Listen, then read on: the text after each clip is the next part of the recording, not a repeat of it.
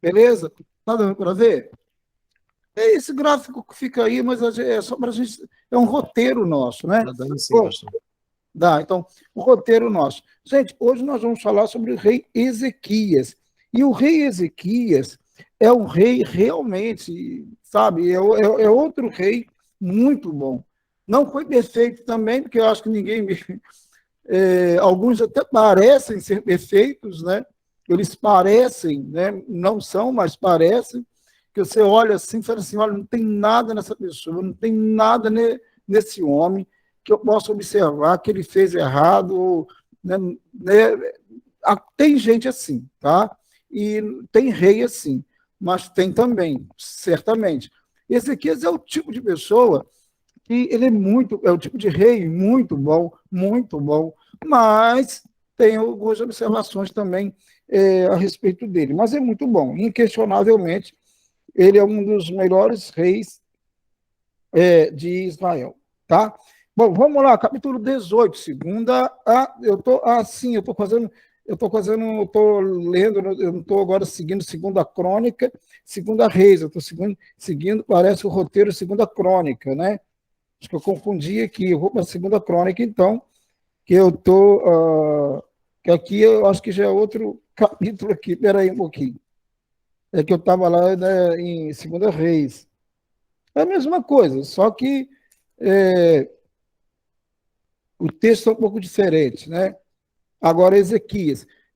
No caso aqui, capítulo 29. Não, 29, deixa eu ver. 29. É isso mesmo. Capítulo 29 de Segunda Crônica, tá bom? Abram o texto, a Bíblia e vamos estudando aí, tá? Tá gravando, tá tudo tranquilo, então tá bem. Quem não puder assistir por causa dessa chuva, seja o que for, depois vai poder assistir. Lembrando que eu gostaria que, para quem vai assistir depois, eu gostaria que todo mundo se esforçasse para estar na última aula, né, que é a semana que vem, se tudo correr bem, se Deus quiser. Nossa última aula semana que vem, no dia 26, tá? Então, se Deus quiser, tá? Vamos lá. Capítulo 29, então, de Segunda Crônica, tá? É, Como eu disse, Ezequias foi um excelente rei, tá? Quase que irrepreensível, né? Teve uma ou outra situação lá. Então, ele teve algumas situações aqui no contexto dele.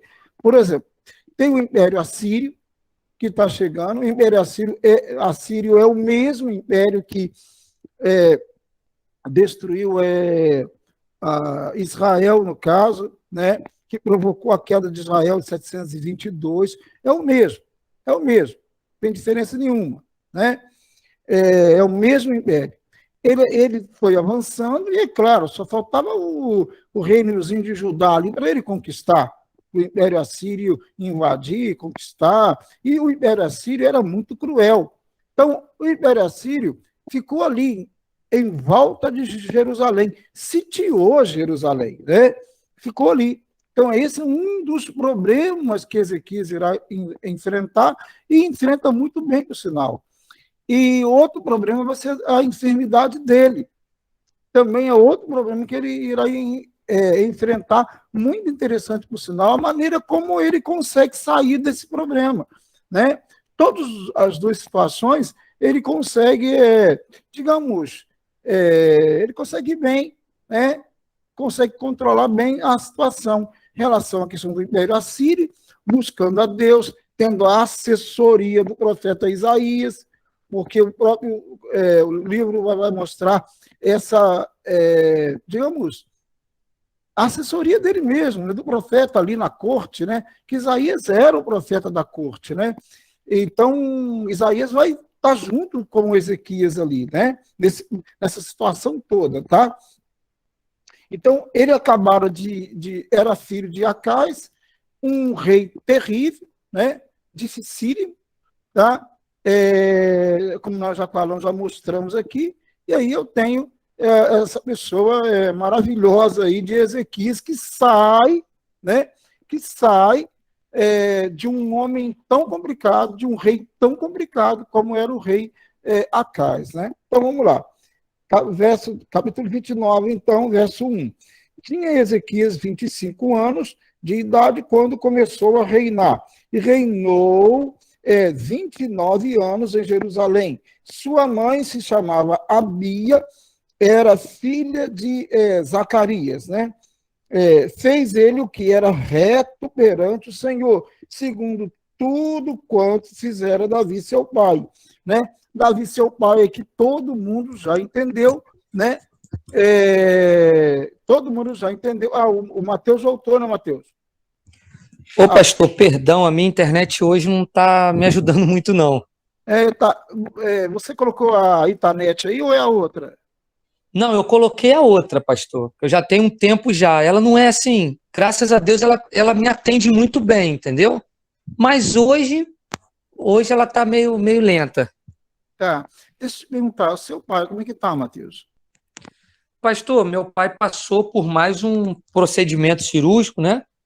Ele teve que amputar um pedaço de um outro dedo do seu pé direito. Dessa vez não foi preciso arrancá-lo todo, entendeu? Uhum. Mas tá lá, tá no hospital, tá bem. Acabei de ligar para ele, para minha mãe, alguns minutos atrás. Tá bem, graças a Deus. Na medida do possível, é claro. Eu tenho orado por ele todos os dias. Bom, tá bom. Amém, pastor. Obrigado. Falou. Bom, ele fez o que era reto perante o Senhor. E, no caso aqui, todo mundo já entendeu que quando fala assim, Davi, seu pai, é claro que está falando porque é da descendência da linhagem de Davi, tá? Todos os reis de Judá, tirando a Thalia, né, que é aquela usurpadora lá, todos os reis são descendentes, claro, da família davídica, da família de Davi, tá bom? Certinho? Muito bem. No primeiro ano do seu reinado, no primeiro mês, abriu as portas da casa do Senhor e as reparou, tá? Ele abriu, quer dizer, quem foi o rei mesmo antes de Ezequias? Acais. O que Acais fez? Tudo de errado, né?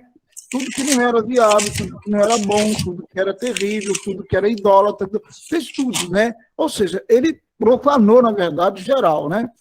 Claro que quando um rei chega, um rei bom chega, um rei adorador do Senhor chega, ele tem que colocar tudo em ordem, ele tem que normalizar a situação.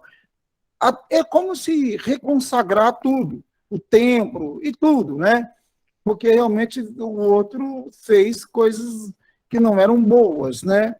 Serviu a outros deuses, certinho?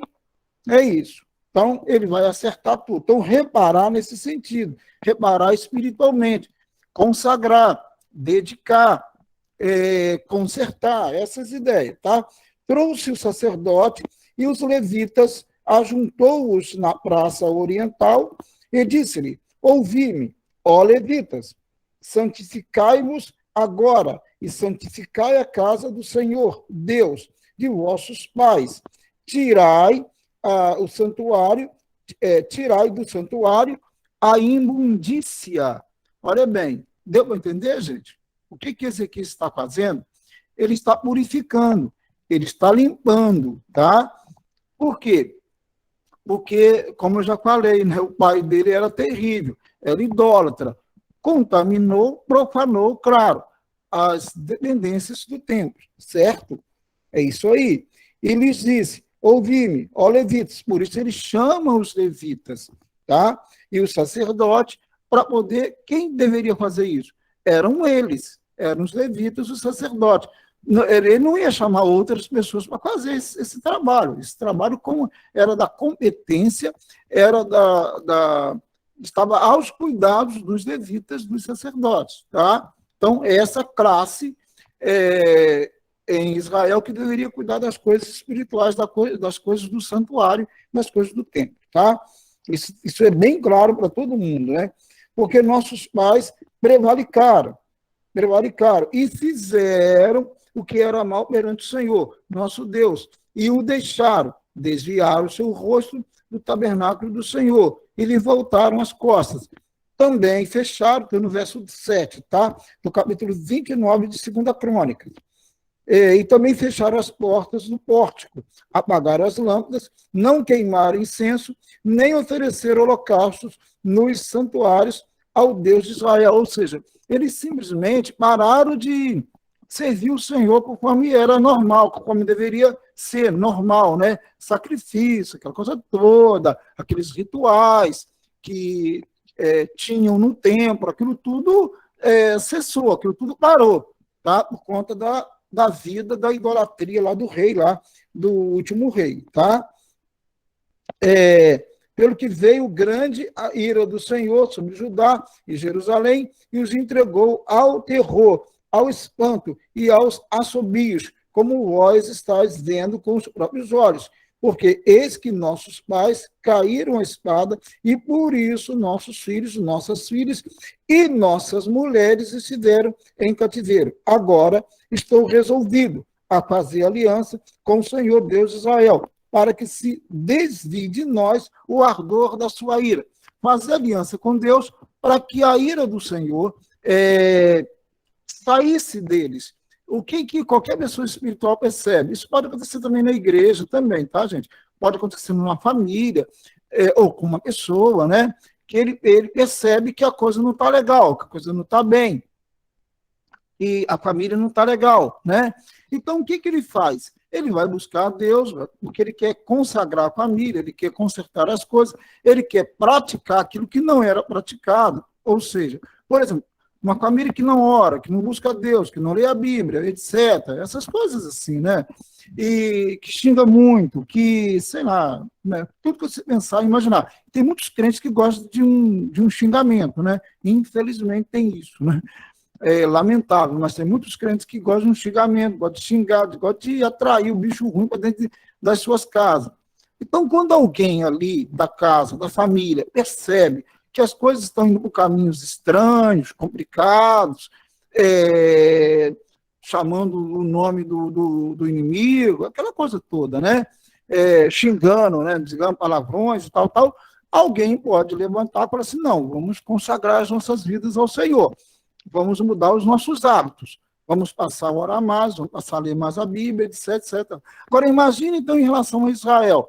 Então, Ezequias chama a nação, convoca a nação para uma mudança. Mas para ele ter essa mudança, ele tem que ter o apoio de quem? Ele tem que ter o apoio dos levitas e sacerdotes, tá? Os profetas também entrariam aí, mas especialmente dessa classe, né, dos levitas aí, tá bom? Por quê? Porque eles cuidavam da vida litúrgica, ritualista, cerimonial de Israel. E todo mundo sabe que a vida de adoração de Israel estava centralizada no templo. No templo. Tanto é que aonde um israelita estivesse, um judeu estivesse, ele oraria, ele orava voltado para o templo do Senhor. Isso todo mundo sabe, tá? Em qualquer lugar, onde um judeu estivesse, qualquer lugar ali da própria região de Israel, se ele estivesse no Egito, se ele estivesse em qualquer lugar, ele iria orar, se ele fosse temente a Deus, ele iria orar voltado para o templo, porque o templo era centralizado no templo a adoração, porque a ideia de que Deus habitava ali, né? Estava ali no templo. Então, ele respondia a partir do templo. Tá? E o templo, na verdade, era um tipo de figura do templo celestial, da morada celestial, da habitação de Deus. Então, a ideia é essa, né, do templo. A ideia de que Deus habitava no templo, né? Deus morava ali. Então, todas as pessoas iriam fazer o quê? Iriam orar, iriam clamar, eles iam procurar ir a Jerusalém, ao templo, para adorar a Deus. Isso era, né, normal, certo? Por que lembra de Jeroboão lá? Por que ele vai fazer os 12 bezerros de ouro lá bem ao norte de Israel e bem ao sul? Justamente para impedir com que as pessoas do Reino do Norte fossem a Jerusalém, porque era costume fazerem isso. Então, por isso que ele vai fazer. Então, porque isso era costume, tá? Entendeu? Então, o templo, ele tinha que ser restaurado. Deixa eu tomar água aqui, porque a minha garganta... Alguém quer falar alguma coisa aí enquanto eu estou tomando água, gente?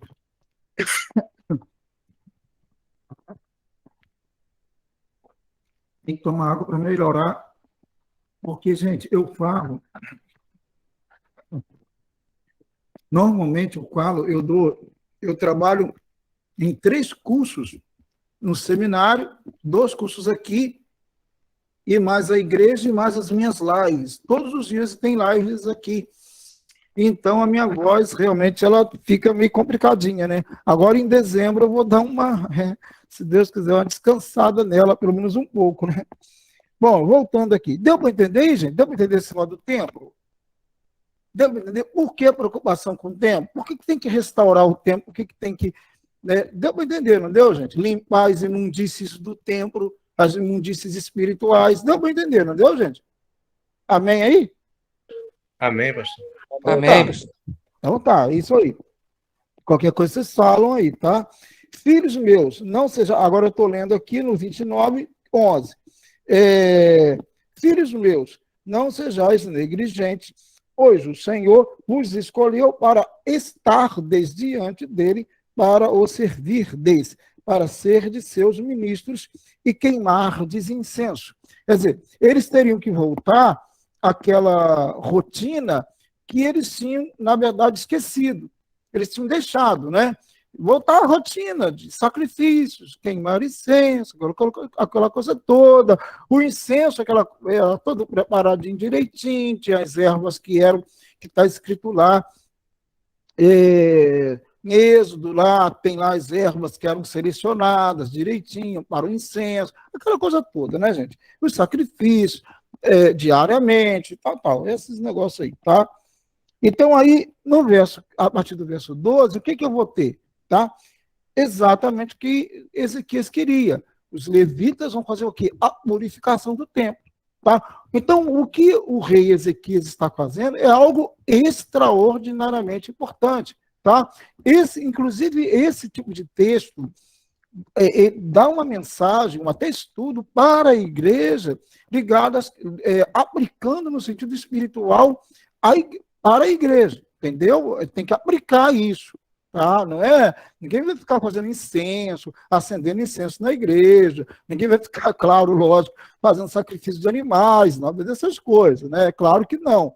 Mas, no sentido espiritual, de purificação, de consagração, de tirar aquilo que não é legal, entendeu? Então, a igreja ela pode trabalhar com isso, os líderes que estão aqui, aqueles que vão ouvir depois, devem trabalhar com isso, para que a igreja precisa entender, né? Às vezes a igreja precisa desse tipo de mensagem, né? E famílias e tal, né? Purificar, cada um procurar purificar. A igreja, no caso, ela é espiritual, ela é levita, ela é sacerdócio santo. Então, a igreja tem essa responsabilidade, tá? De olhar para si e tentar sempre melhorar, consagrar a sua vida, tá? Então, a partir do verso 12, eu vou ler alguns versos aqui, não vou ler tudo, mas alguns versos. Então, se levantaram os levitas, aí tem os nomes, Maate, filho de Amassai, e Joel, filho de Azarias, dos filhos dos coatitas. Lembra que eu não sei se eu falei para vocês aqui, mas nas tribos, na família de Levi, eu tenho os coatitas, tenho os meraritas e os gersonitas, tá? São 3 famílias, tá bom? Aí, tá? E essas 3 famílias ligadas dentro dos levitas vão trabalhar cada um na sua área, tá? Cada um na sua área, tá bom? Ninguém vai entrar na área de ninguém. Então, aqui está sendo colocado aqui a família dos coatitas, tá? Dos filhos dos coatitas. Eu falo vários nomes aqui, tá? Vários nomes que eu não vou ficar lendo esses nomes aqui, que é desnecessário, né? Aqui é bom para escolher o nome do filho, do neto aí, ó, vamos escolher aqui. Agora o verso 15 diz assim: congregaram a seus irmãos, santificaram-se e vieram segundo a ordem do rei pelas palavras do Senhor, para purificarem a casa do Senhor. Os sacerdotes entraram na casa do Senhor para purificar, e tiraram para fora, ao pátio da casa do Senhor, toda a imundície que acharam no templo do Senhor. E os levitas a tomaram para a levarem para fora, fora ao ribeiro de Sidom. Começaram, pois, a santificar no primeiro dia do primeiro mês, ao 8º dia do mês, vieram os pórticos do Senhor e santificaram a casa do Senhor em 8 dias. No 16º dia do mês acabaram. Então foram ter com o rei Ezequias no palácio, quer dizer, eles foram, claro, eles fizeram o que o rei Ezequias pediu para fazer. O rei Ezequias não podia fazer, todo mundo entende isso, né, gente? O rei Ezequias não podia fazer. Por que ele não podia? Porque ele era rei, ele não era levita. Ele era rei, rei é rei, né? Não era levita, né? E se ele fosse levita, ele não seria rei. É, exatamente isso, né? Ele não seria rei, né? O rei era da descendência de Judá. Então, um levita nunca seria rei, né, gente? Entende? Essas coisas assim.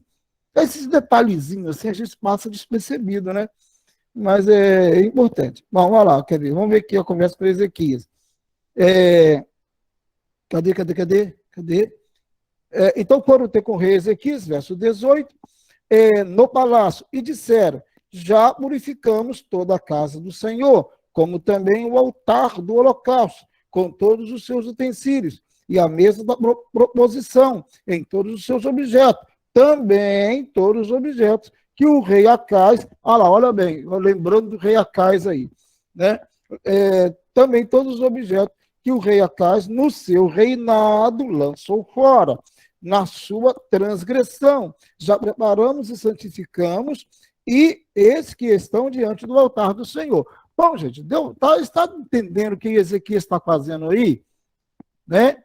Ele chama as pessoas responsáveis, assim como um pastor deve chamar alguém responsável na igreja quando quer fazer alguma coisa, é claro, né?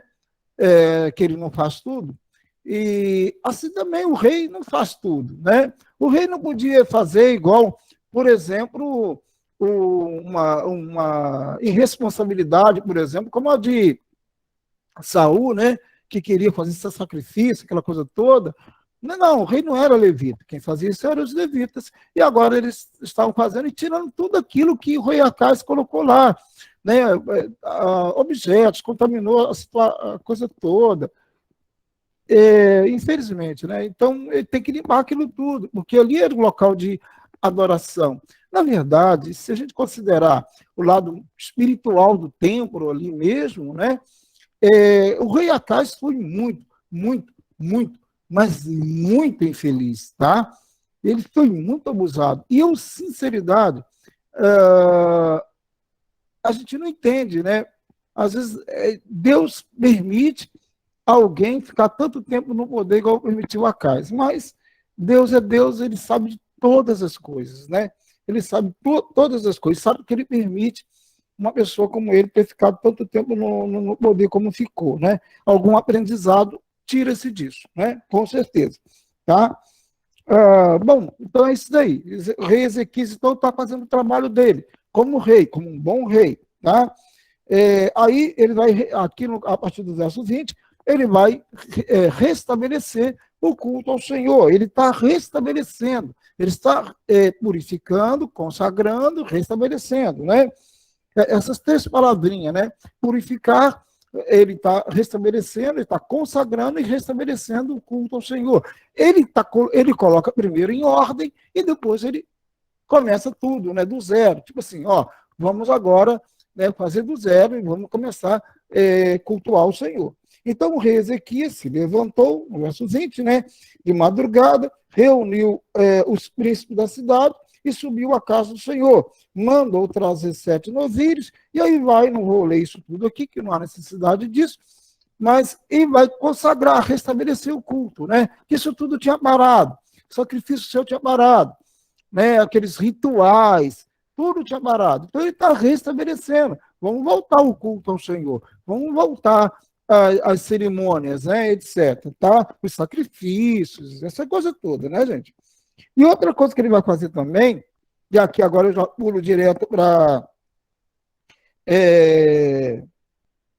Só vou dar uma lidazinha no verso 30 aqui. Só uma lidazinha, verso 29 e 30. Todos eles, acabados de oferecer o sacrifício, o rei, todos os que se achavam com ele, prostraram-se e adoraram. Então, o rei Ezequias e os príncipes ordenaram aos levitas que louvassem o Senhor com as palavras de Davi e de Asaf, o vidente. Eles o fizeram com alegria e se inclinaram e adoraram. Quer dizer, foi um momento ali, um auge ali daquele culto, daquela consagração, daquele restabelecimento do culto ao Senhor, tá? Eles adorando o Senhor, cantando louvores ali, tá? Com aquelas músicas de Davi, que Davi era músico, né? E o Asaf também, que era outro também, tá? Músico também, tá? E tem os salmos de Asaf, essa coisa toda.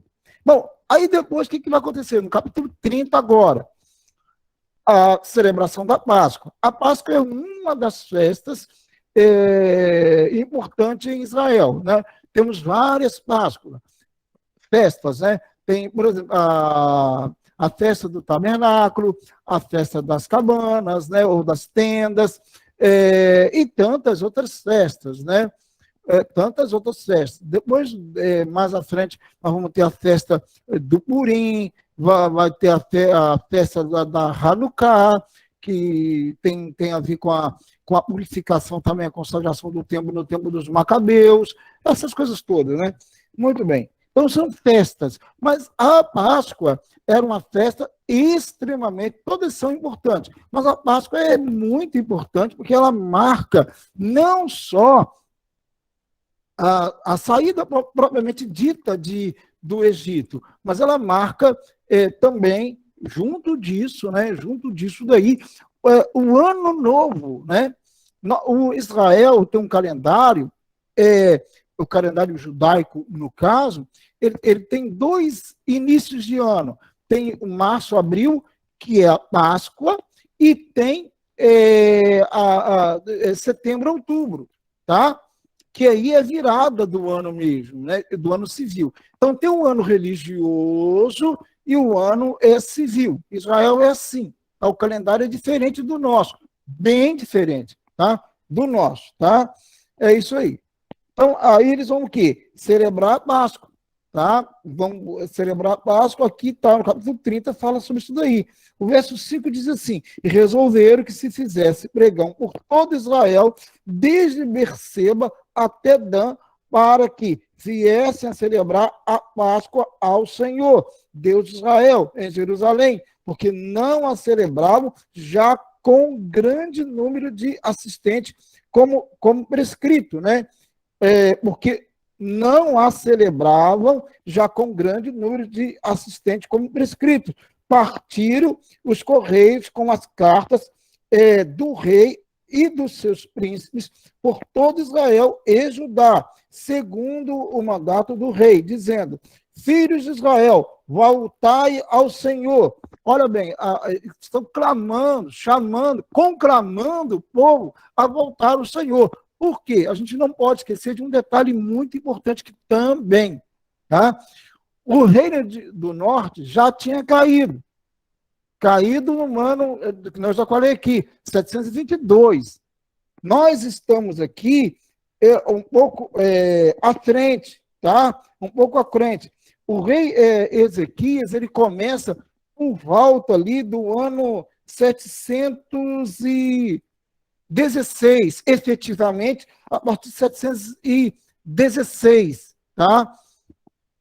Né? Então, o reino do norte já tinha caído.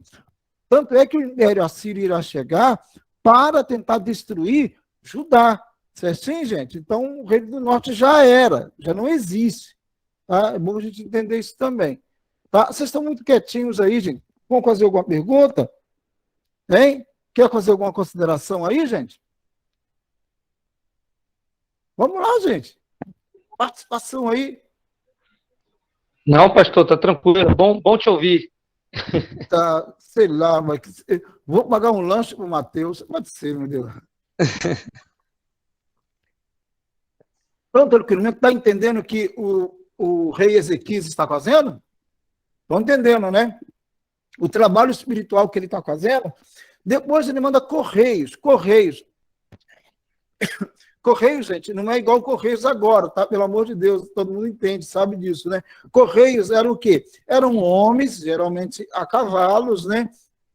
Que saíam com os documentos, com os decretos, eles saíam para poder noticiar, né? Com aquele decreto, com aquele documento, para chamar o povo, tá bom? Então, os correios era isso daí, tá? Os homens a cavalos, né? Os cavaleiros, tal, para fazer isso, tá? Tinha as pessoas especiais para isso, né? Fazer isso. Então, qual era a ideia? Voltar ao Senhor, Deus de Abraão, de Isaac, de Jacó não coloquei não, né? De Abraão, de Isaac e de Israel. De Israel aqui é Jacó, tá bom? Onde está aqui, ó? Abraão. Ele fez um trabalho semelhante, mas, do meu ponto de vista, com mais profundidade do que Davi trazendo a arca, né? A arca, você está fazendo uma comparação? Uma comparação, assim, de semelhança, né?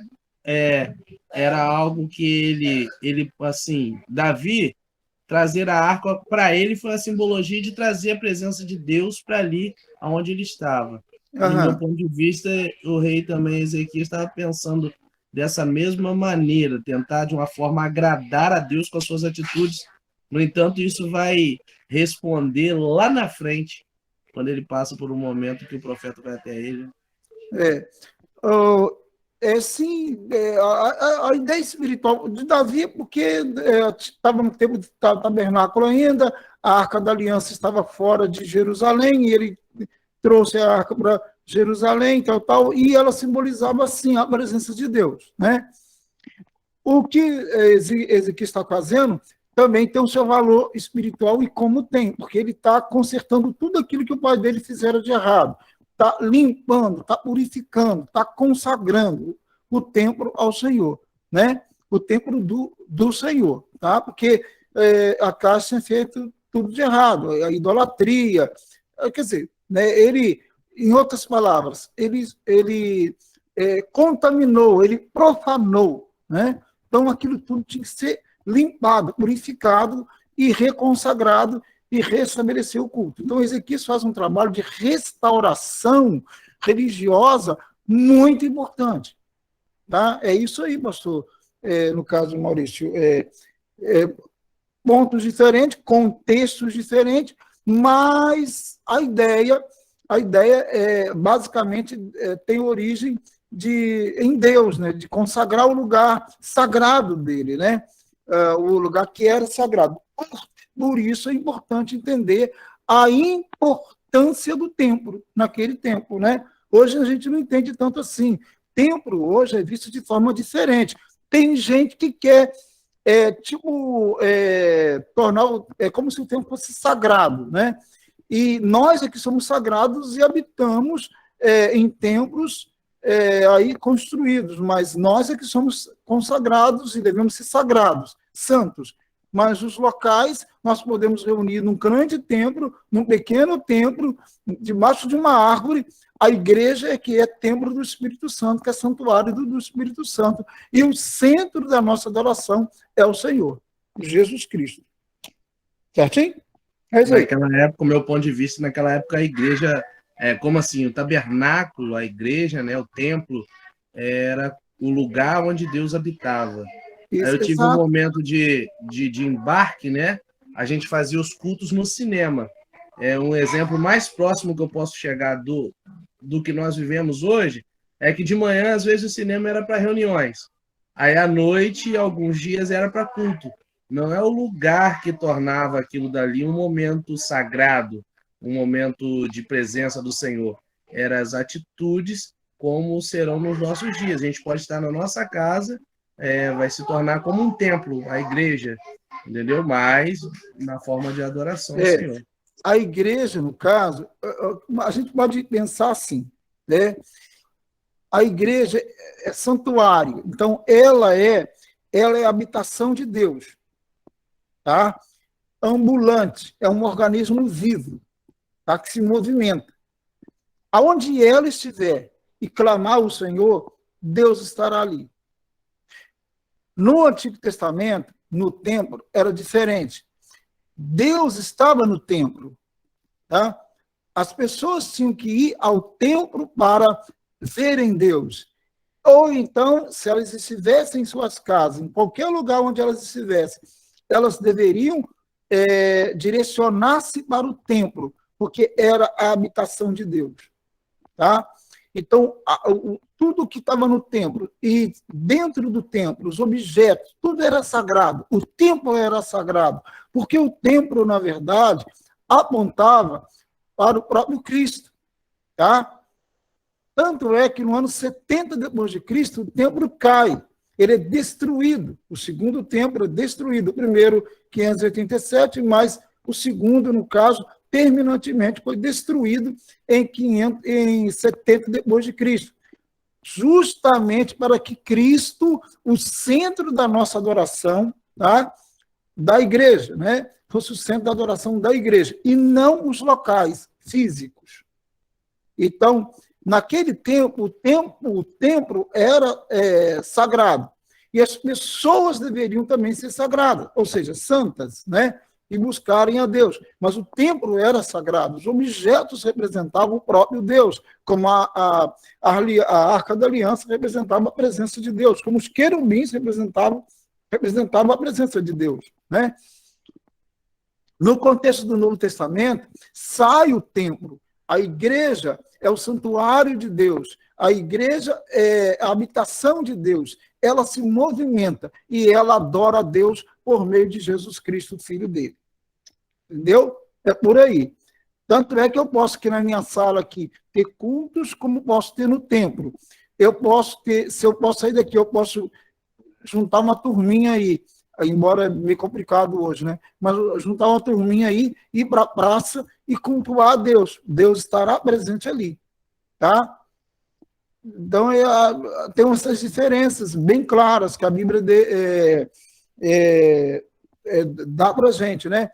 Tanto é que a igreja, é interessante em Atos, por exemplo, falar nisso, gente, olha aqui, falar nisso, lembrando aí, olha aqui, ó, tá aqui, ó, Atos dos Apóstolos, acabei de ler, 7 dias, mais ou menos, uma semana lendo esse livro, né? 7 dias, chegou, eu li todinho. Olha, em sinceridade, gostei, tá? Gostei, sou suspeito de dizer, mas ficou muito legal. Bíblia pura, né? Comentando, o livro todo sendo comentado, e você acaba comentando explicando, né, de certa forma, o Novo Testamento, linkando com muitos textos também do Antigo Testamento. Ficou legal. Gente, dia 22, o lançamento vai ser aqui no Seminário Teológico Batista do Noroeste Fluminense, aqui ao lado da nova prefeitura, dia 22, às 8 horas da noite. E dia 27 aí, gente, vai ser na primeira Igreja Batista São João do Paraíso. Quem é de Itaperuna aqui, vai lá para, né, tá com a gente lá para o lançamento, tá? E quem é lá de São João ou de outros lugares, não sei aí, né? Dia 27 será na primeira Igreja Batista de São João, se Deus quiser, tá bom? Tá joia? Lembrando de Atos aí, né? E lembrando de Atos, então, o que eu estava falando é o seguinte, lá diz claramente, a igreja ia de casa em casa, é a igreja se movimentando, é a igreja evangelizando, é a igreja pregando, a igreja são as pessoas, né? Nós temos mania de falar assim, eu vou à igreja hoje. Não, eu sou a igreja, eu não vou à igreja, eu sou a igreja, né? Somos, né? Eu faço parte dela, um organismo vivo, né? E eu vou ao templo, o certo é falar, eu vou ao templo, mas o pessoal costuma falar, né? Muita gente fala mesmo, né? Normalmente as pessoas falam, gente, você vai à igreja hoje? Você vai ao templo hoje, a igreja somos nós, né?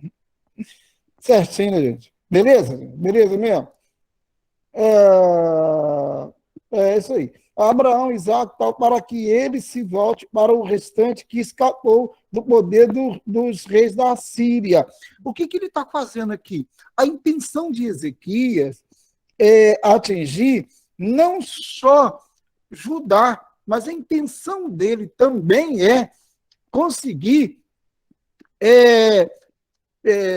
alcançar todos os israelitas, inclusive, é claro, os que estão no norte também. Pelo que dá a entender no texto, a ideia é essa. tá? Chamar todo mundo para celebrar a Páscoa, tá? Todos os israelitas, tá? Não só ali de Judá, certinho? Não sejais como os vossos pais e como os vossos irmãos, que prevaricaram, né? Que não fizeram o que deveriam fazer, né? Prevaricar é isso, né? Não fazer o que deveriam fazer. Contra o Senhor, Deus de seus pais, pelo que os entregou à desolação, como estás vendo. Não endureçais agora a vossa cerviz, como vossos pais. Confiai-vos ao Senhor e vinde ao seu santuário, que ele santificou para sempre, e servi ao Senhor, vosso Deus, para que o ardor da sua ira se desvie de vós. É isso daí, né? Essa era a ideia, tá? E ele está chamando todo mundo para celebrar a Páscoa do Senhor, certinho? Agora, não sei aqui mais alguns detalhes, né? Tem uma expressão aqui no verso 20, quer ver? Olha o verso 20 aí, a expressão que tem. Tem uma expressão que diz assim: ouvi o Senhor a Ezequias e sarou a alma do povo. Ora bem, ouviu o Senhor a Ezequias e sarou a alma do povo. Olha que expressão, gente. Né? E sarou a alma do povo, gente. Entendeu? Ele fez oração, ele clamou ao Senhor, ele purificou o templo, ele fez, né, tudo que essas coisas todas. E aí depois diz, ouviu o Senhor, Deus atendeu, né, a Ezequias e sarou a alma do povo. Gente, isso é muito legal, né? Mudando o coração, curando, né? Curando a alma. Essa é a verdadeira cura espiritual, né, gente? Cura, né? A cura espiritual, porque aqui não está falando que curou os corpos, mas a alma. Às vezes o corpo está aparentemente bem, mas a alma está muito mal, né? Está debilitada, está contaminada, né? E aí Deus vai lá e purifica e sara a alma, e foi o que ele fez aqui, sarou a alma do povo. Muito bem, gente. Ezequias aqui é muito detalhe, por isso que eu falei na aula passada, muita coisa aqui de Ezequias. Vou ler só uns versículos aqui também do capítulo 31 agora. Acabando tudo isso, todos os israelitas que se achavam ali saíram às cidades de Judá, quebraram as estátuas, cortaram os postes ídolos e derribaram os altos e altares por todo Judá e Benjamim, como também em Efraim e Manassés, tá? Até que tudo destruíram. Então tornaram todos os filhos de Israel, cada um para a sua possessão, para a cidade deles. Viu o que Ezequias está fazendo? Ezequias está fazendo uma reforma religiosa, não só em Israel, não só em Judá, mas em todo Israel. A ideia dele, em todo Israel, não é todo, mas a ideia dele é alcançar o máximo possível. Então, ele alcança Efraim, ele alcança Manassés, as tribos, né? Quer dizer, ele vai bem longe mesmo com essa reforma religiosa dele, com essa reforma espiritual dele, tá? Derrubando aqueles altares, derrubando aquelas estátuas, aquelas imagens de escultura. Isso que ele está fazendo, ele está purificando tudo, tá? É isso daí, é o trabalho de Ezequias. E agora também outra coisa também, que ele vai regular, ele vai mexer também, vai regular, é na questão das contribuições para o serviço sacerdotal, né? Para os levitas, porque os levitas precisavam sobreviver, entendeu? No tempo, o pessoal fica até, eu não sei se o pastor Maurício sofre isso muito lá, mas o pessoal, as igrejas sofrem muito com pessoas que não são dizimistas, né? Infelizmente, sofrem muito com pessoas que não é dizimista. E no Antigo Testamento, por exemplo, quem sustentava tudo, todo o aparato espiritual, os milhares de levitas, era justamente o povo, com a contribuição do povo, tá? Então, tudo funcionava, né? Por exemplo, os levitas ficavam lá fazendo sacrifícios, os rituais, aquela coisa toda, né? Tudo isso eles faziam. Eles faziam e, é claro, eles precisavam viver, comer, etc., né? Essas coisas, né?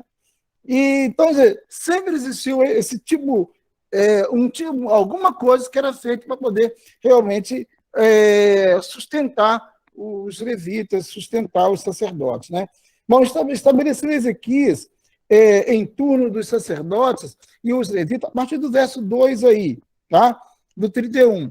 E dos levitas, turno após turno, segundo o seu mistério, ou sua necessidade. Sacerdotes e levitas para o holocausto e para as ofertas pacíficas, para ministrares e cantarem portas adentro nos arraiais do Senhor. A contribuição que fazia o rei da sua própria fazenda era destinada para os holocaustos, para os da manhã e os da tarde, e para o holocausto do sábado, das festas da lua nova e das festas fixas, como está escrito na lei do Senhor. Além disso, ordenou ao povo, moradores de Jerusalém, que contribuísse com sua parte devida aos sacerdotes e aos levitas, para que pudessem dedicar-se à lei do Senhor. Quer dizer, qual era a ideia, então?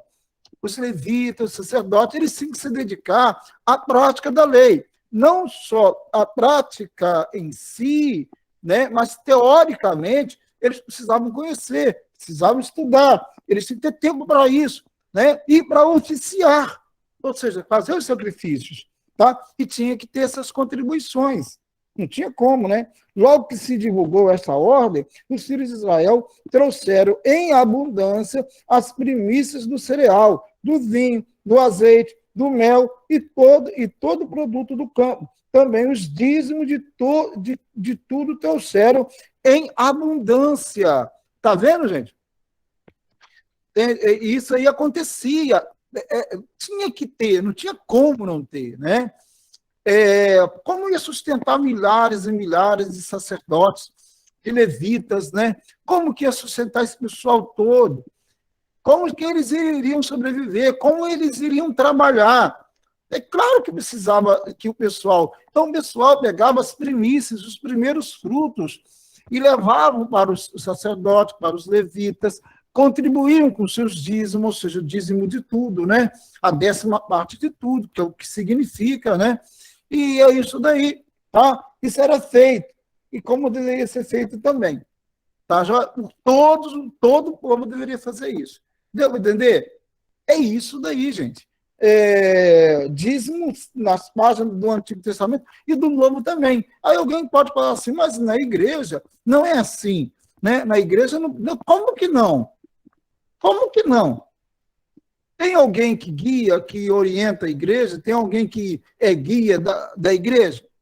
Se tem, então não tem como. É o que a Bíblia mesmo no Novo Testamento diz, né? Digno é obreiro, seu salário, aquela coisa, essas expressões todas lá. É claro, como que a igreja vai sobreviver?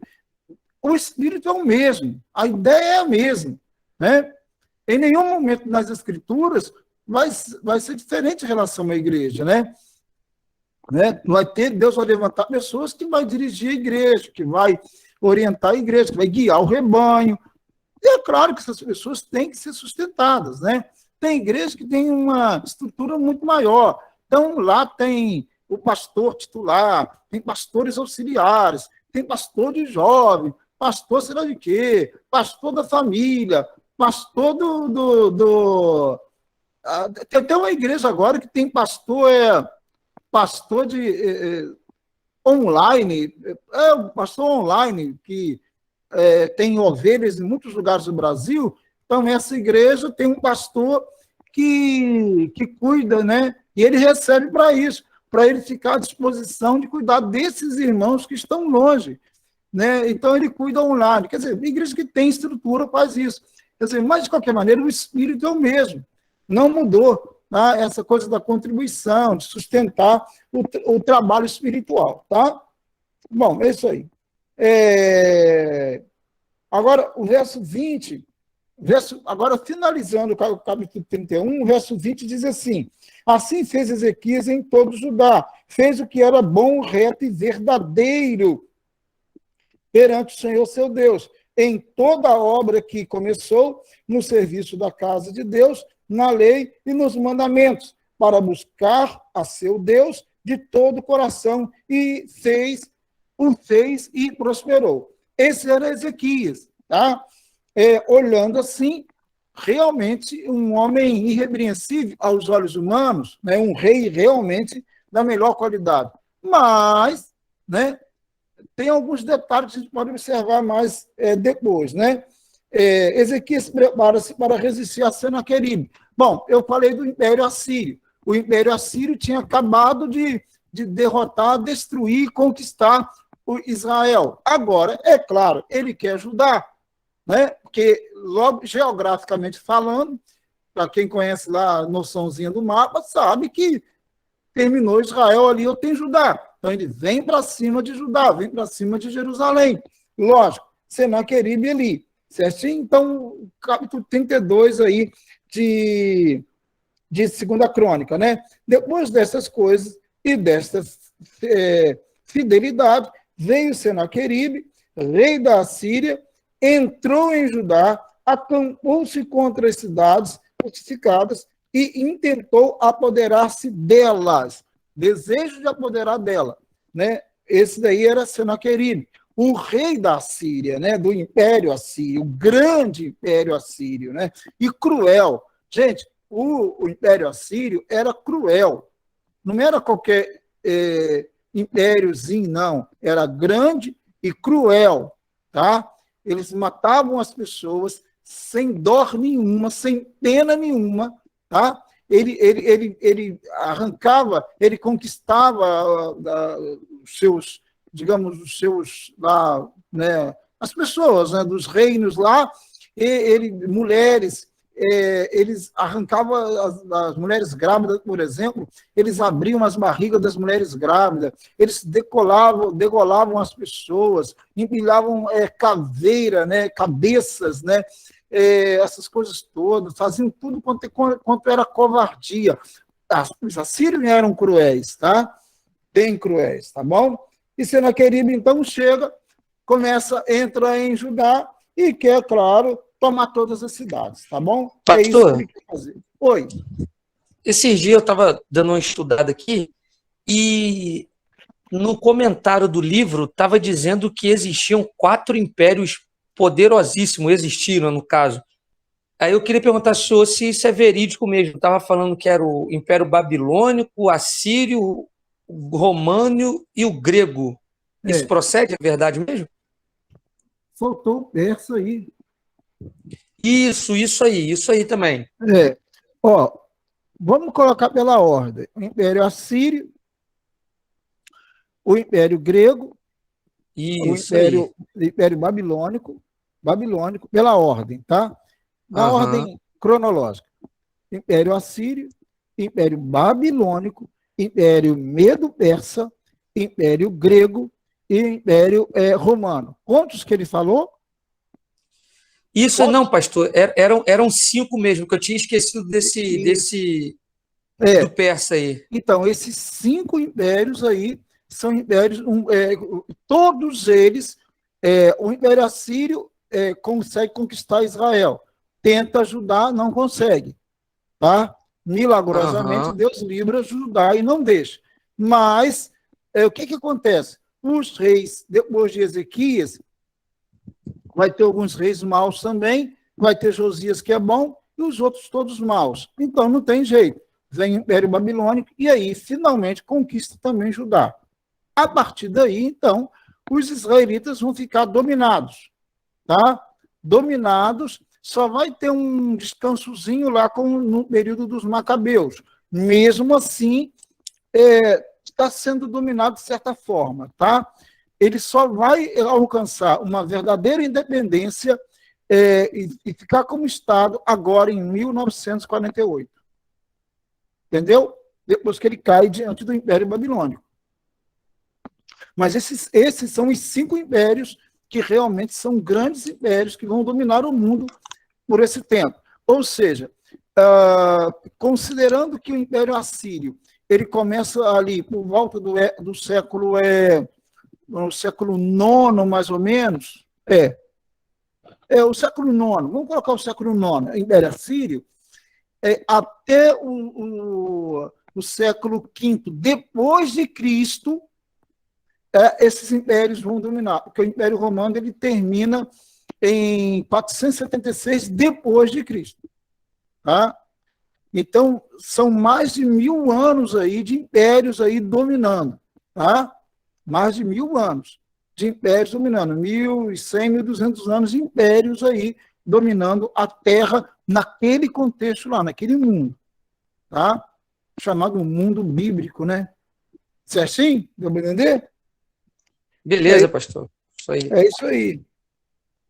Bom, deu para entender aqui esse negócio aqui também do rei Ezequias, né? Foi reto, cara tranquilo, verdadeiro, babado, tudo tranquilo. Mas chega Senaqueribe, né? Senaqueribe chega e ele, claro, né, gente? Ele quer derrubar tudo, ele quer destruir tudo, ele quer conquistar Judá. E por que ele não ia conquistar? O que poderia impedir? Um reinozinho tão pequenininho. Tem sentido, né? Claro que ele iria, pela lógica, facilmente derrotar Judá. E é isso que ele pensava. Tá? Aí, Senaqueribe, lá, a partir do verso 9, né, Senaqueribe afronta Ezequias e ao Senhor. Eu não vou ler aqui, tudo aqui, mas eu sublinhei aqui o verso 14, que diz assim, do 32, tá? Olha o que diz. Qual é de todos os deuses daquelas nações que meus pais destruíram, que pôde livrar o seu povo das minhas mãos? Isso aqui, quem está falando aqui é o Senaqueribe, né?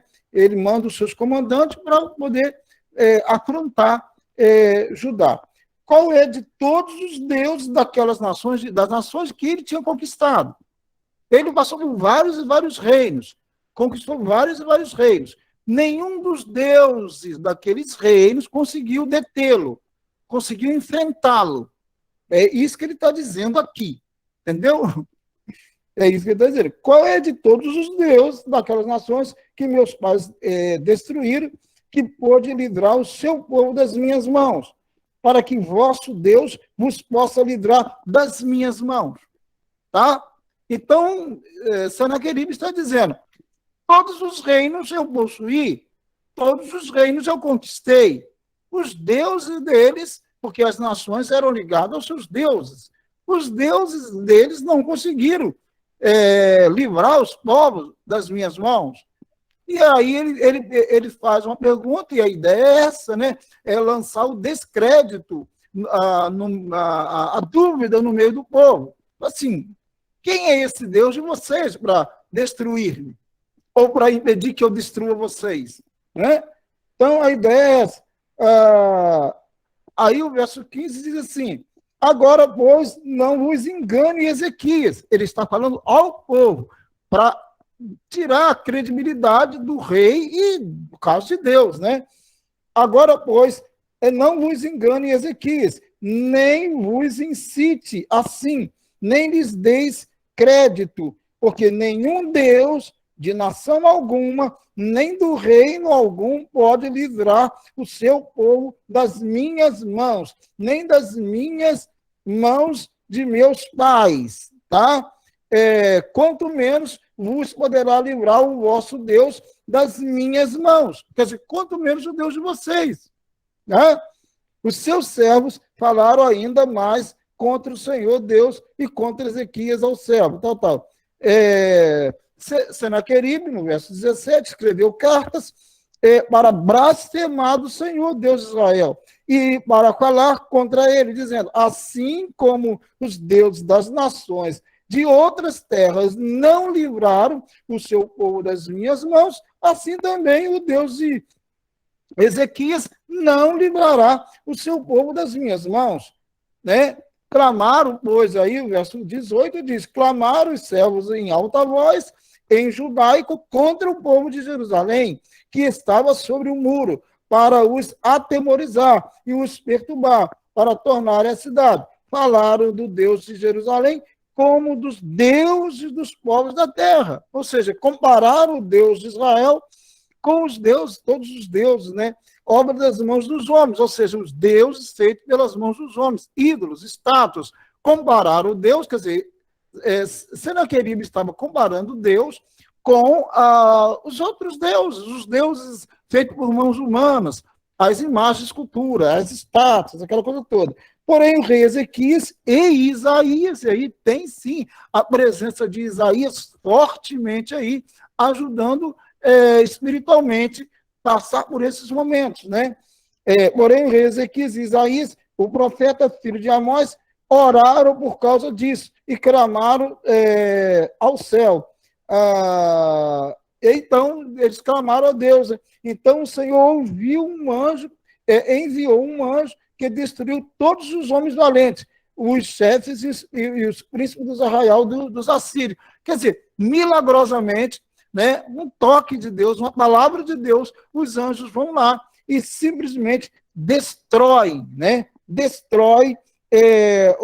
todos os poderes, todo o exército do rei da Síria, né, gente? E jamais eles podiam imaginar isso, né?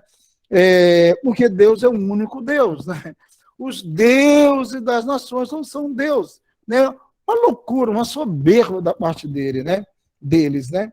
E aí depois vem um momento também muito difícil para Ezequias, que é o quê? A doença dele, tá? A doença dele está aí, é muito legal essa doença de Ezequias. Legal que eu falo, gente, não é que a doença é legal não, gente, pelo amor de Deus. Vocês entenderam. O legal é como acontece aqui, como ele faz, os argumentos que ele usa, né, para poder, sei lá, né, conseguir a cura ali, tá? E aí que ele diz, naqueles dias adoeceu Ezequias, verso 24, tá?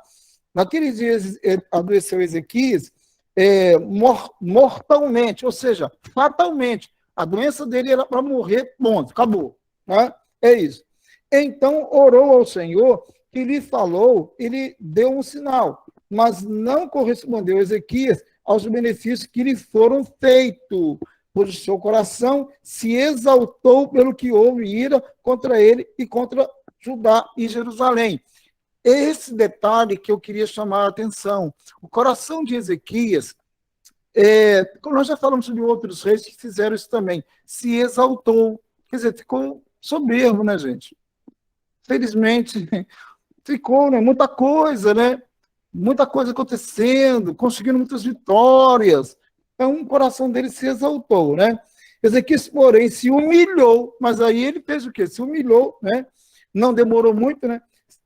Porém, se humilhou por ter exaltado o seu coração, ele e os habitantes de Jerusalém. E a ira do Senhor não veio contra eles nos dias de Ezequias, né?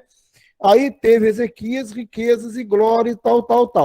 Aqui não fala, não dá detalhe, lá em Reis, tem o detalhe sobre essa doença dele mais aqui, tá?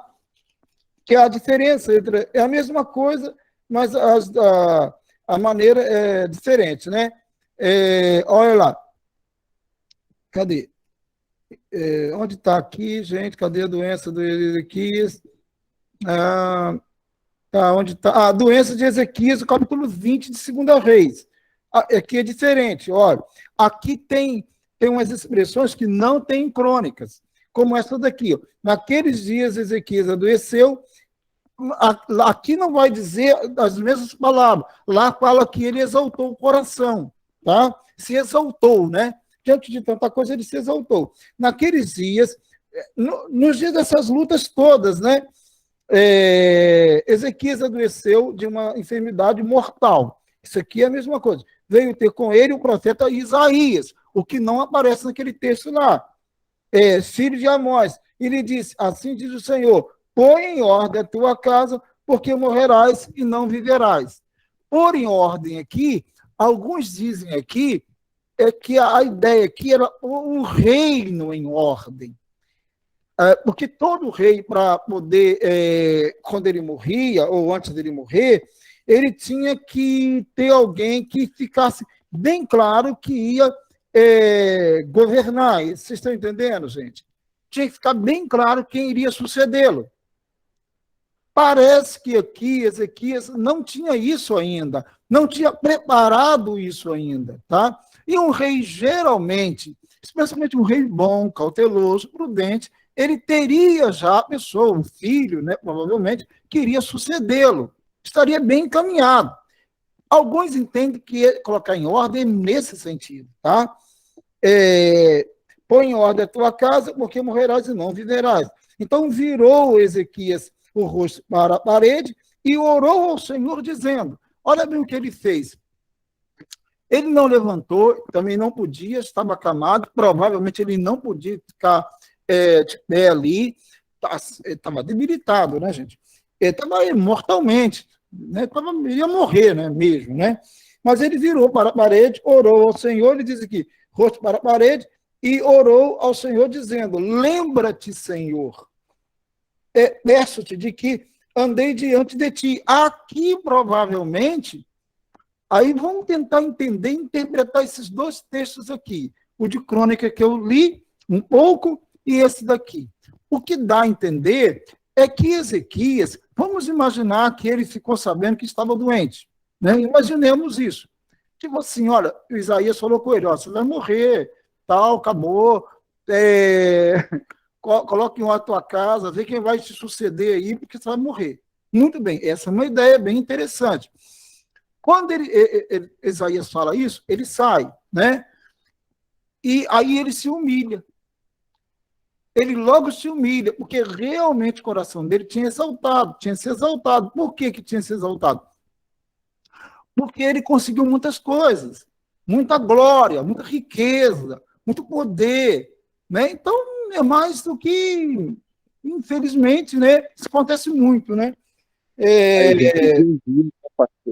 Oi? A exemplo do rei Uzias. Oi? Exemplo do rei Uzias. Exatamente, isso mesmo. Uzias e tem outro rei também, né? Amazias também, né? Amazias também se exaltou também. Ah? Isso aí, gente, o servo de Deus, serva de Deus, tem que ter muito cuidado. Porque sobe na cabeça, né? Tem pessoas que sobem na cabeça, acham que sabem, né? Acham que tem alguma coisa, sei lá, né? Acho que pode. E é uma pena, né? Mas isso acontece, né? Só que não sempre não vai acabar bem, né? Não acaba bem um servo de Deus mesmo ou uma serva de Deus que se exalte, né? Não vai dar certo, né? Mas Pastor, oi, fala. não, perdão, pode terminar de concluir seu raciocínio, depois eu falo. Não, pode falar, Matheus. Pode falar que eu vou ler o texto aqui, pode falar. Não, então, olha só.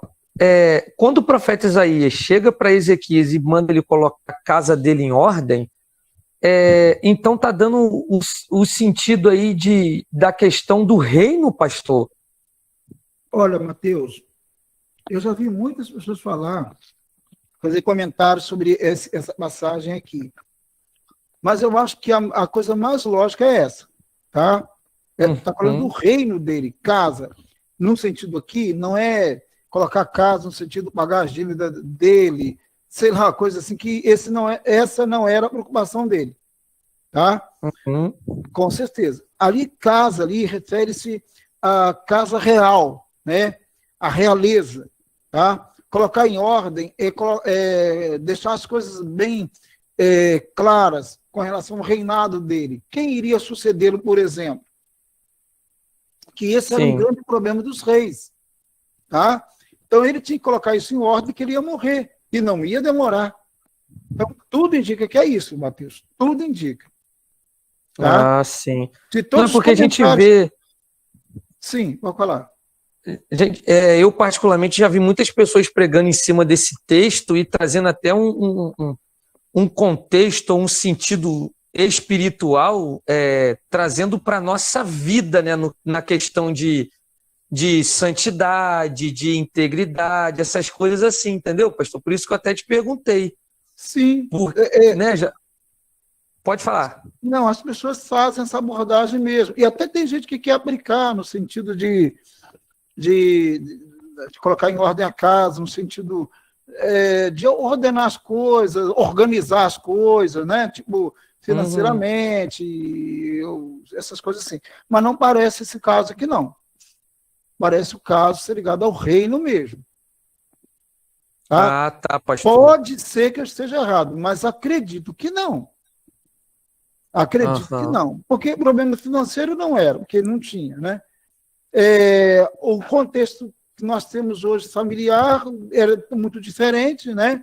E até que se prove o contrário, as coisas estavam... Não havia nada que se observar no texto e contexto. A única coisa que realmente fica muito lógica aí é a questão do reinado dele. Ele tinha que colocar a casa dele em ordem no sentido de preparar o sucessor para ele. E esse é um ponto mais aí, acho mais importante, mais interessante.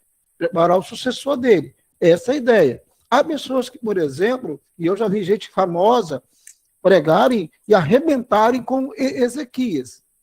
Arrebentar com ele. Né? Eu também. É por isso que eu até perguntei, porque eu já ouvi alguns sermões assim. Não, mas não tem nem sentido, tem, né? Você olha bem, aqui diz para colocar em ordem, ponha em ordem a tua casa, porque morrerás e não viverás. Se ele vai morrer, ele tinha que pôr em ordem a questão do reinado dele.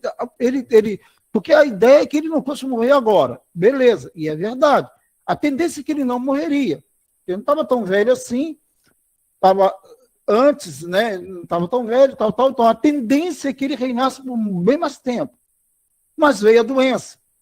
Então, ele ia morrer, e ir rápido. Pelo que dá a entender, não ia demorar. Era fatal. Então, quer dizer, ele tinha que rapidinho resolver esses problemas, essas pendências que ficariam mesmo no reinado dele. Tá? Para a sucessão dele. Então, nesse sentido, tudo indica que é. Tá? Tudo indica mesmo, tá? Eu já ouvi, pastor, estou te falando assim porque o senhor está explicando e eu estou imaginando. Eu já ouvi até pregadores, cara, falar numa questão de como se Ezequias estivesse fazendo alguma coisa contra o próprio Deus, entendeu? Alguma coisa de errado, vamos dizer assim. É isso que eu tenho. Tem muita gente boa até, muita gente boa. Pastores bem conhecidos aí, que eu não vou falar o nome dele aqui, claro, minha intenção não é essa, mas que eles arrebentam com Ezequias, não tem nada a ver aqui, né? Nada a ver mesmo aqui, isso daí, tá? Sinceridade, nem o texto, nem o contexto. Então, porque o contexto não nos traz, pastor, essa luz clara de que Ezequias estava fazendo alguma coisa contra Deus, entendeu? Não. A única coisa que aconteceu aqui, que o detalhe que eu já mostrei, é que ele exaltou o coração dele ali, mas logo ele se humilhou. Isso aí, até o Caio trouxe um outro exemplo, né, para a gente também, é assim. É isso daí. Mais do que isso, não se pode dizer dele. E é por isso que eu não entendo certas pregações a respeito de Ezequias. Eu não sei se a pessoa está querendo forçar uma barra, eu não sei o que está rolando às vezes, mas eu lendo o contexto e o texto eu não vejo isso. Eu vejo, tanto é que, olha aqui o 3. Lembra-te, Senhor, peço de que andei diante de ti com fidelidade, com inteireza de coração, e fiz o que era reto aos teus olhos, e chorou muitíssimo. Gente, pelo amor de Deus, o texto lá já tinha dito que ele fazia coisa reta, né? Elogiava ele. Agora, ele é que coloca, Deus, lembra-te. Olha, só um louco poderia chegar para Deus e dizer assim, Deus, espera aí, olha, lembra que eu fiz isso, fiz aquilo, tenho andado na tua presença, que eu tenho sido reto. Inteireza de coração, cara. Olha, a pessoa que fala isso, ou ele é louco, ou ele diz assim, não, realmente eu tenho andado com o coração dedicado ao Senhor, consagrado ao Senhor. O camarada fala isso, ele tem que ter certeza que ele está falando, né, pastor? Ou ele é maluco, ué. Mas no caso desse aqui não é maluco, porque o texto e o contexto mostram que ele era realmente assim, né? Bom, antes que Isaías tivesse saído da parte central da cidade, veio a ele a palavra do Senhor dizendo, volta e diz a Ezequias, príncipe do meu povo, assim diz o Senhor, o Deus de Davi, teu pai. Ouvi a tua oração e vi as tuas lágrimas. Eis que eu te curarei. Ao terceiro dia subirás à casa do Senhor, e acrescentarei aos teus dias 15 anos, e das mãos do rei da Síria te livrarei. Né? Porque ainda não era. Aqui ele tá vivendo nesse contexto digamos, do Império Assírio ali, invadindo a cidade, tá? E a ti, a esta cidade, e defenderei esta cidade por amor de mim e por amor de Davi, meu servo. Disse mais Isaías: tomai uma pasta de figos, tomaram-na e a puseram sobre a úlcera, e ele recuperou a saúde. Ezequias disse a Isaías: qual será o sinal de que o Senhor me curará e de que ao terceiro dia subirei à casa do Senhor? Respondeu Isaías: ser-te-á isto da parte do Senhor, como sinal de que ele cumprirá a palavra que disse: adiantar-se-á a sombra 10 graus, ou as retrocederá. Então disse Ezequias: é fácil, olha bem, Ezequias também, sinceridade. É isso que eu falo, cara. Como é que eu não vou admirar umas pessoas assim, né?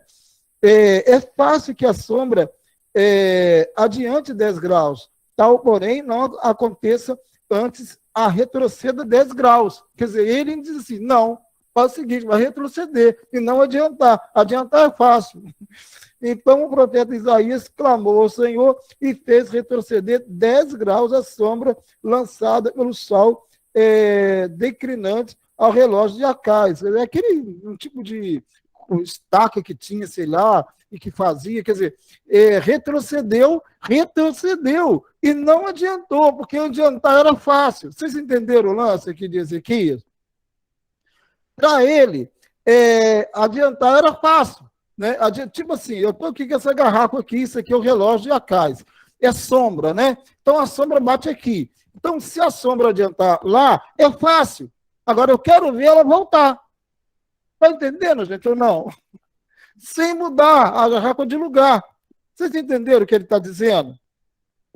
Entenderam aí, gente? Sim. Entenderam? Sim. Entendeu? Para ele, na ideia dele, adiantar era fácil a sombra. Né?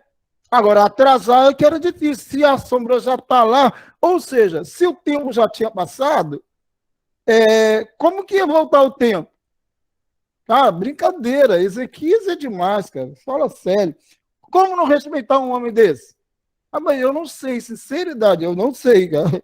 Numa boa, com todo respeito aí. A todos os comentadores aí, mas os pregadores, mas não tem como, cara. Numa boa.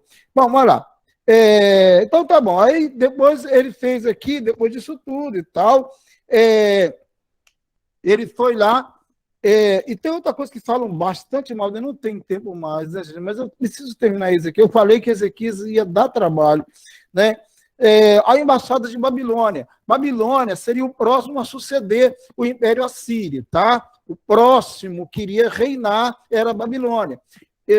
Mas isso ia acontecer mais ou menos um ano depois disso daqui, tá?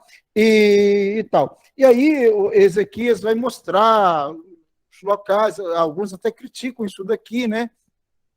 Ele vai mostrar, e aí vai ter uma profecia que vai falar para Ezequias que tudo ali seria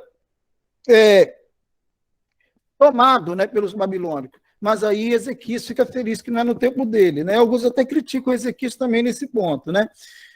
Dos textos, lá, quer ver? Final lá. Eis que virão dias, então disse Isaías a Ezequias: ouve a palavra do Senhor. Eis que virão dias em que tudo quanto houver em tua casa, com o que entesouraram teus pais até o dia de hoje, será levado para a Babilônia. Não ficará coisa alguma, disse o Senhor. Isso aconteceria mais de um ano depois, tá?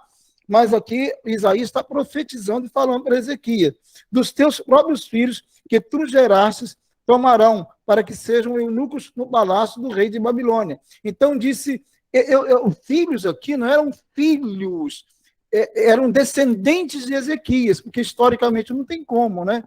Cronologicamente. Então disse Ezequias a Isaías: boa é a palavra do Senhor, que dissesse. Qual é a boa palavra do Senhor? Pois pensava, haverá paz e segurança em meus dias. Ou seja, nos meus dias eu estou tranquilo, estou garantido. Agora lá para frente, lá, né? Aí eles vão se virar para lá, né? Mas agora estou garantido. É isso daí, esse é Ezequias, tá? E alguns querem criticar Ezequias por causa disso também. Mas o texto não condena, o texto não, nada disso, né? O texto só dá profeticamente essa ideia, tá? Quanto aos mais atos de Ezequias, o verso 20, todo o seu poder, e como fez o açude, o aqueduto, e trouxe água para dentro da cidade, porventura não estão escritos no livro da história dos reis de Judá. Descansou Ezequias com seus pais, e Manassés, seu filho, reinou em seu lugar. Uma peste, uma desgraça, tal do filho dele, Manassés, tá? É isso daí, gente. Falando nisso, deixa eu passar aqui, porque eu vou terminar agora, mas deixa eu passar aqui finalmente aqui o coisa aqui, tá? Para a gente ir agora para o último, vai ser o último, não agora, né? Na próxima aula, se Deus quiser, vai ser esse último aí. E aí a gente vai trabalhar esse último na próxima aula, que aí a gente vai trabalhar todos eles, se Deus assim permitir, tá, gente? Vai dar, tá bom? Né? Esse daí é Ezequias. Gente, eu gosto demais de estudar a Bíblia assim, e gosto demais de analisar essas coisas, né? E falar nisso ano que vem, quem quiser fazer, nós vamos ter o curso História de Israel novamente, História de Israel, e vamos ter o curso Exegese homilética, interpretar e pregar. E nós vamos começar a análise de textos, desde o Antigo Testamento de Gênesis, vamos analisar textos e também com algumas técnicas também de pregação. Aí vocês aí falem para as pessoas, e quem quiser, depois fale comigo também, tá bom? Tá joia? Se Deus quiser, vai ser uma bênção no ano que vem. Tá joia? Alguma pergunta, alguma colocação aí, gente? Hein? Não, pastor, tudo ok. Tá tudo ok aí, gente? Ok mesmo? Tudo ok, pastor. Irmão Carlos, tá tudo bem, irmão? Eu não estou conseguindo, não sei se ele não está me ouvindo, mas eu não estou conseguindo ouvi-lo. Tudo bem, pastor. Agora estou ouvindo o senhor. No começo não estava dando para ouvir a aula, não. Depois de um tempo eu entrei de novo, aí começou a sair o som. Graças a Deus, é a internet, porque está chovendo, né? É. Internet. Tá bom. Vamos orar então ao Senhor, em nome de Jesus Cristo. Vamos colocar a nossa vida nas mãos. Faltou vários alunos hoje, tem uns que iam viajar, e outros, eu acredito que é por causa da internet, tá? Quando bate chuva assim, várias pessoas não conseguem, tá? Vamos falar com Deus. Mateus Alonso, você ora a Deus, Mateus? Oro, pastor, claro. Senhor, nosso Deus e Pai, nós louvamos o teu nome, te engrandecemos, meu Deus, porque tu és merecedor de toda honra, toda glória e todo louvor. Jesus, muito obrigado por este momento, Deus, a qual nós aprendemos da tua palavra. Jesus, como tem nos edificado, como nós temos aprendido, meu Pai. E que nós não possamos somente, Deus, ser ouvintes, mas que nós possamos praticar tudo aquilo que tem aprendido. Jesus, abençoa, Deus, os nossos colegas que estão aqui, Pai, aprendendo também. Assim como o pastor Ronaldo, meu Deus, que tem dedicado, Deus, a sua vida por completo em ensinar, Jesus, discipular. Deus, muito obrigado pela vida do teu filho. Continua dando discernimento, Deus, entendimento e sabedoria, Jesus, dos altos céus para o teu filho, para que ele possa continuar, Deus, nessa empreitada, que eu tenho certeza que não é fácil, mas com o Senhor sustentando, meu Deus, tudo se torna mais fácil, Deus. Obrigado, nos dê um final de semana abençoado, Deus, nas nossas atividades em nossas igrejas, que em nome de Jesus o teu nome possa ser glorificado através das nossas vidas. É o que nós te pedimos e te agradecemos hoje e para todos sempre. Amém, Jesus. Amém. Amém. Amém, querido. Deus abençoe, tá? Deus abençoe grandemente vocês, tá bom? Grande abraço. Amém, pastor. Muito Deus bom estar abençoe. junto.